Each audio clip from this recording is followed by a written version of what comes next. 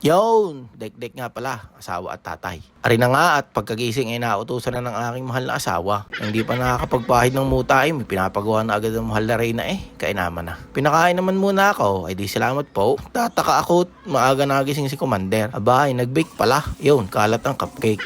Pinatikim pa sa akin at masarap daw yung ginawa niyang butter ba yun? Icing?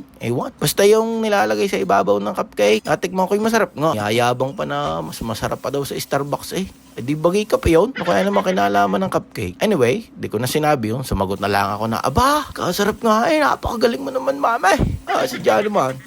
Ngayon ang mga sagot, mga kahasban, para wala nang away. Di mo pwedeng sabihin na hindi masarap at di mo magugustuhan ang susunod na kabanata ng buhay mo. Sabi nga happy wife, happy life. Wala namang mawawala pag naniwala sa gayong sabi-sabi. Stay kasabihan. Ala, sinabi ko na lang masarap nang ako'y makadiretso na sa hugas ng gusto ko magdota maya-maya. Ako'y nagdodota dito pag ako'y day off, pag walang trabaho. Pero masarap naman talaga magluto at mag-bake si Mrs. at Are Kapampangan. Alam niyo naman Kapampangan, magagaling magluto sa sobrang galing. Ay sa sobrang galing, minsan kahit kanin lang sinubo, ay lasang sisig na. Basta gayon, masarap. Sobrang sarap ng cupcake. Utas na naman sa mga bata. Ginawang kanin ng mga chikiting namin. Kahit ilan pa yan, ubos yan. Aywan, mga anak namin. Lalaki, parang mga pirana sa lakas kumain. Nakakatuwa naman din yun kaysa walang gana, di ka? Kasarap nga naman mag-bake ni Mrs.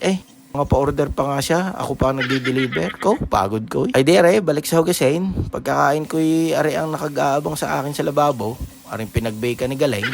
Ni Mahal. Bali na din kami sa UK, sa England. Dumating ako noong 2018 at nagtatrabaho din bilang nurse. Tapos, nag-ipon ako after 2 years, kinuha ko na si Galing. Si Mrs. Mga bata. Marami pa akong gustong sabihin kaso hanggang din na muna. Ito ang una kong vlog. Isa rin sa mga utos ni Mrs. para ma-entertain si Galing. Si Mrs. pala. Aywan baga, nagising na lang siyang umaga at sinabi mag-vlog ka nga at nang may mapagtawanan ako.